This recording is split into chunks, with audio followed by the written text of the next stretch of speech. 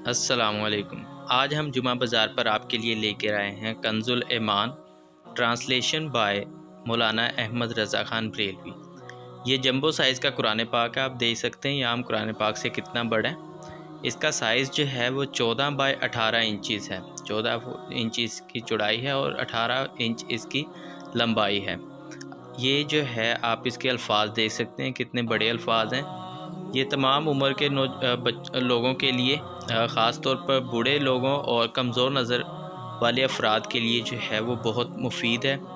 ताज company का ये publish करदा कुरान पाक है।